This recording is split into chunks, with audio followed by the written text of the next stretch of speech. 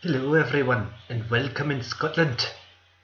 Now of course we cannot travel during these corona times. Maybe we won't be able to travel even in the summer holiday. But luckily we have our English course that allows us to travel to Scotland. Have you ever heard of the Loch Ness Monster? Well, if you haven't, here's a fragment of it. Around 1 million people a year visit this part of Scotland, many hoping to get a glimpse of the monster. Some search for a lifetime in vain. But Val Moffat had only been living on the loch for a year when, just like the Mackays, she spotted something from the road. I was driving up the hill. I'd come back from Inverness. I looked across the bay and I saw this dark lump in the water.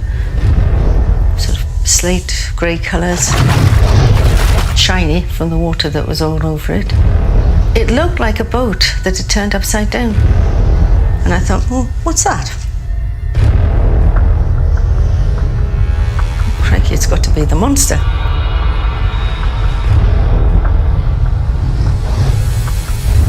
I would have loved to have pulled in and watched it, but there was traffic close behind me. It was impossible to stop. I glanced maybe 3-4 times. And the final time it was gone. So how did you know that this thing was alive? It was a completely different size to the waves, and it wasn't moving like the waves do. I've never seen a wave as big as it. There was a lady who lived round the corner, and she had seen it 13 times, and she saw exactly the same as I did. Right, that's interesting. So the sort of stereotypical picture that we all have of many loops or a body and then a neck, the actual people who live here and who've seen something, it's not like that. It's more like an upturned boat hull. Yes, definitely. I think it's just something with a solid body.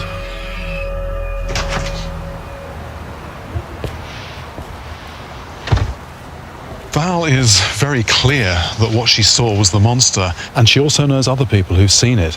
And what they saw was the same thing, which very definitely wasn't this multi-humped sea serpent that is the common depiction of the monster. Alright, so just like many people have claimed in the past, this woman thinks that she has seen the Loch Ness Monster. So, as you already understood, this whole unit is going to be about Scotland.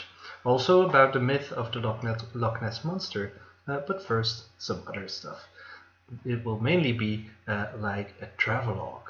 Okay, so we see here Tully in this picture, and she's keeping a blog, as you can see. And you'll have to get some information out of this blog to answer the questions on the next page. But can I draw your attention to this grid here for 1 second? This is not really vocabulary that you have to study one day, but good did you knows, and they'll talk about it further on in the unit as well. So you can see that a glen is the Scottish word for a valley, while a ben is a mountain, right?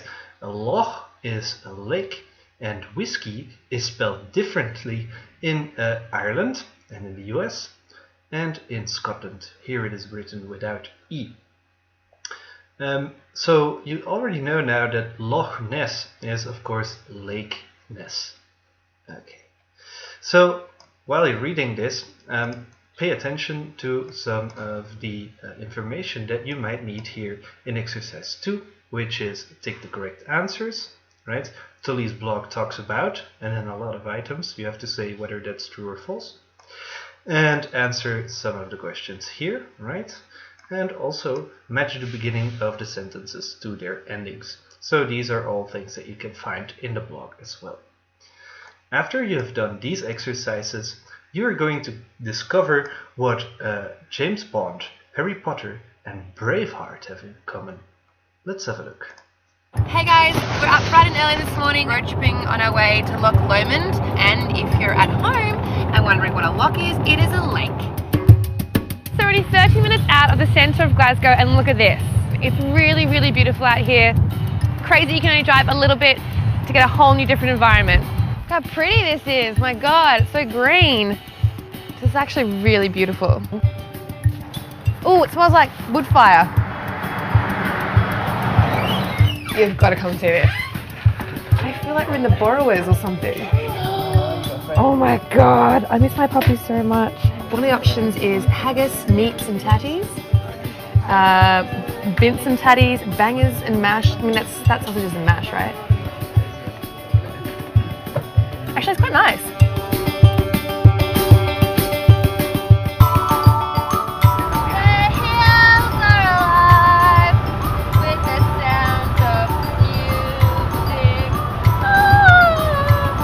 Glencoe, as beautiful as she is also home to some pretty impressive Hollywood history. In 1993, the Oscar award-winning film Braveheart, starring Australia's very own Mel Gibson, was filmed right here in these very valleys. Fast forward 10 years, and Harry Potter and the Prisoner of Azkaban, most of the exterior shots were shot around here, including Hagrid's hut.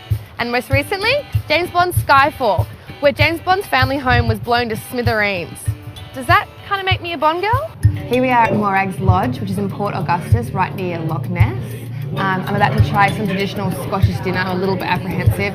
Thank you so much. That looks amazingly large. Look at my little flag. Okay, here goes. Wait, what's haggis again?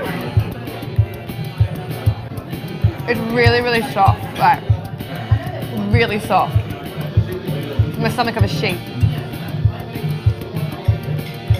Okay guys, so we're on our way to the boat to try and find good old Loch Ness Monster. We're on a boat.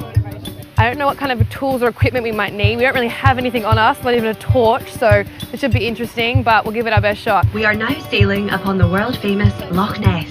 As you can see, the water's pretty black and it's pretty eerie out here. I've made some friends too.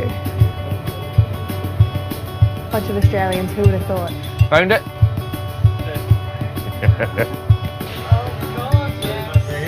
Some very exciting news. There was an appearance of a huge animal on this screen this afternoon. The other thing is, look at the fish. They're all over the place. Something's scaring them. Fish are amazing. You want to know what's going on in the water, watch the fish. They'll tell you what's going on down there before we know. No, I didn't personally see Nessie, but she was here this afternoon. We just missed her. She popped in for a bit and then had to go somewhere else quickly. So I do feel like it was a bit of a successful mission. Nah, just kidding, it's not her.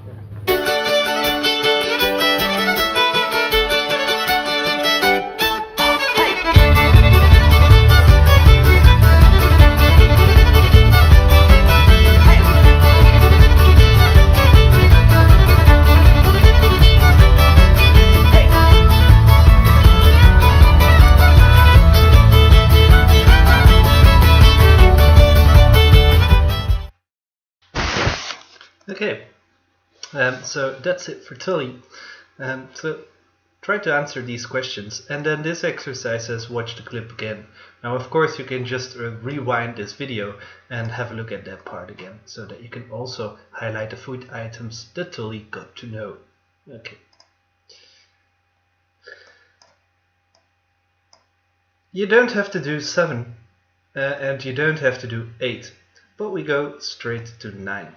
Okay, this says read these comments on Tully's blog and examine the underlined verb forms. Complete the grammar box. We'll focus on this grammar box in the second video, but have a look with me at these underlined verb forms. So this says have you had, and I haven't eaten, I have just bought, and I have loved watching your travel videos. So we'll be talking about these verb forms in the next video, and you can just click on it and there we go. So bye bye guys, and see you in the next video.